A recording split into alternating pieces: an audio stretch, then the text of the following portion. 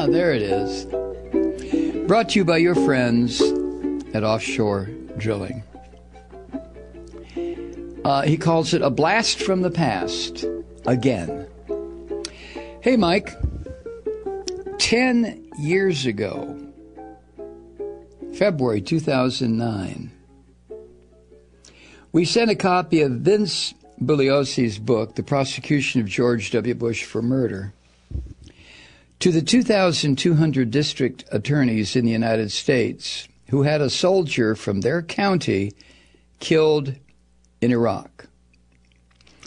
As the Independent Media Center reported, quote, Bugliosi meticulously lays out a case against George W. Bush for purposefully deceiving the United States into war, thereby causing over 4,000 U.S. soldier deaths and 100,000 plus civilian Iraqi deaths and counting.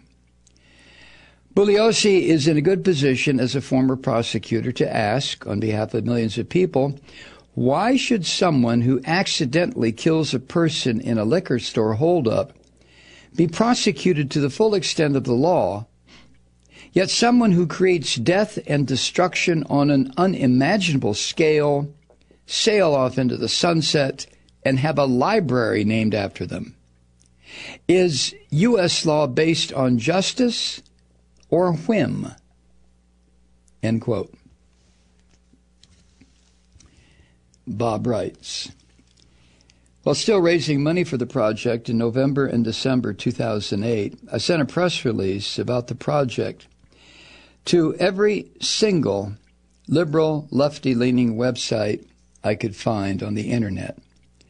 Not one responded. Not one. Just about all the money was raised from listeners of the Malloy program. We eventually raised enough money to buy the 2,200 books from the publisher. Then we needed more money to buy thousands of mailers, labels, 6 reams of paper to copy Bugliosi's cover letter, a ton of stamps, and, of course, toner for the printer. The entire project cost just under $18,000. Logistically, it was a very strange endeavor. The most basic question was where to store 2 tons of books without breaking my house. Not only did 90% of the money come from the Malloy audience, when it came time to send out the books, truth seekers from the Seattle area came to the house and stuffed the books into mailers. After a couple of weekends, the job was finished and the thousands of books were carted off to the post office. I had previously contacted dozens of newspapers about the book project, and finally, in March 2009, a reporter from the Seattle Times came to the house for an interview. The title of the article that eventually ran was Patriot or Crackpot? Seattle Man's Mission to Prosecute Bush.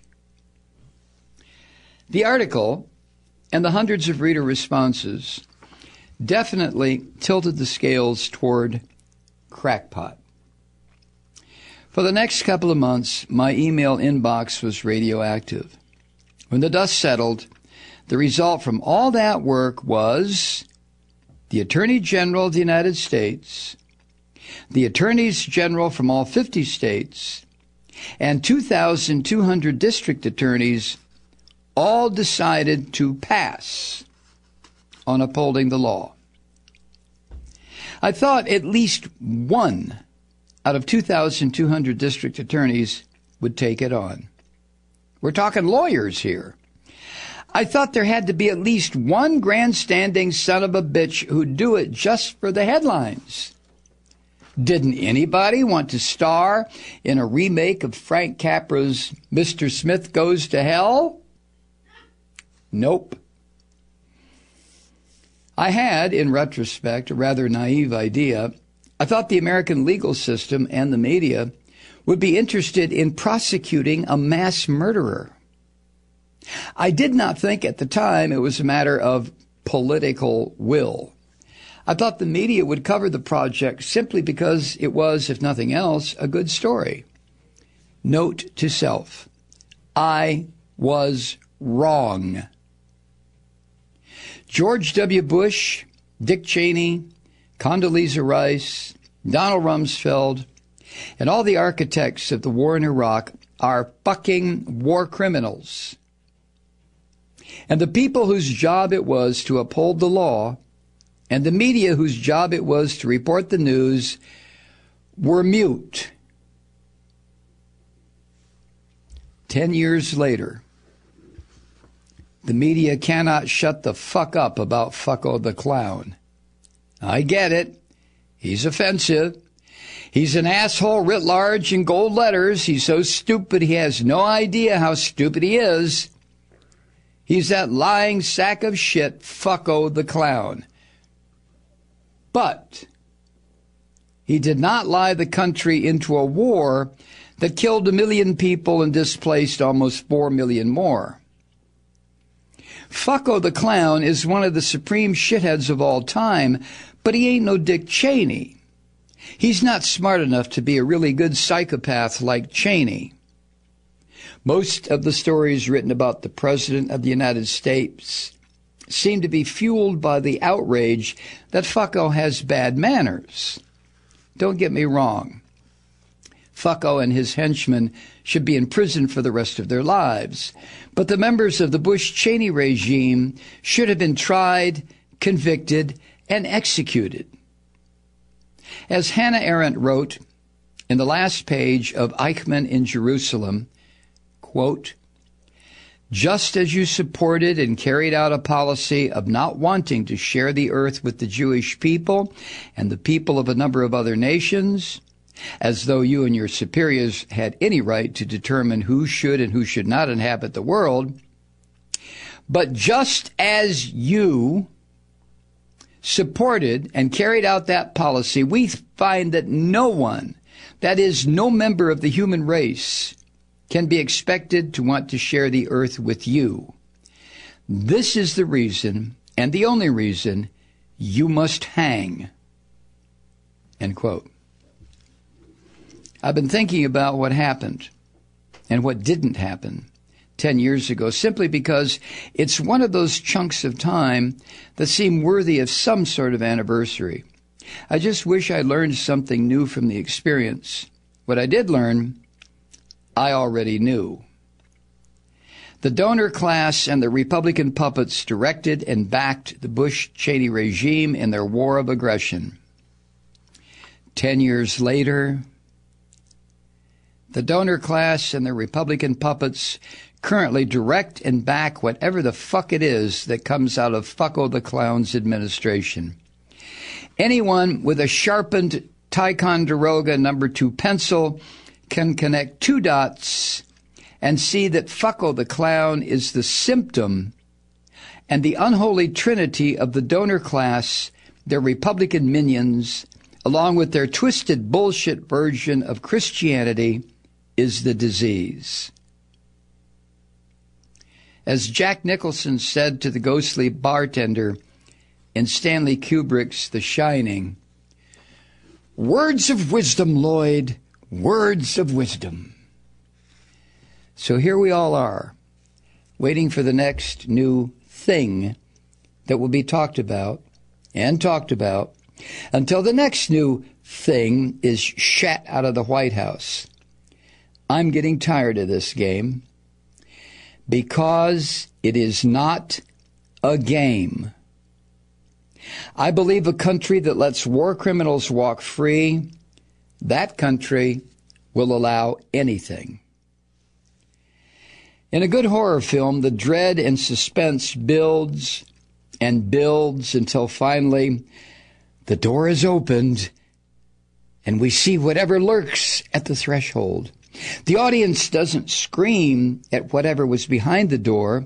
The audience screams to release the tension that was building until the door was opened. As Stephen King wrote in Danse Macabre, quote, nothing is so frightening as what's behind the closed door. You approach the door in the old deserted house, and you hear something scratching at it. The audience holds its breath along with the protagonist as he or she, most often she, approaches that door. The protagonist throws it open, and there is a 10-foot-tall bug. The audience screams, but this particular scream has an oddly relieved sound to it. A 10-foot-tall bug is pretty horrible, the audience thinks, but I can deal with a 10-foot-tall bug. I was afraid it might be 100 feet tall. But this is real life. The door was flung open, and we all saw what was behind it. And it wasn't an actor wearing makeup. It was unimaginably worse. Because the anything this country allows now is this. In October 2018, CNN reported there were 13,000 migrant children held in detention camps across the U.S. In January 2019, Barbara Crossett, writing for PassBlue.com, an independent, women-led journalism site about women's issues, human rights, peacekeeping, and other urgent global matters, said simply, quote, "How many immigrant children is the U.S. detaining? Nobody knows." The weeping of children separated from their parents will go on and on and on and on. The agony of their parents will never end. When will that final line be crossed? What atrocity will have to happen that will make Americans say enough? Remember, for every atrocity that is allowed, the donor class says more. Regards, Bob.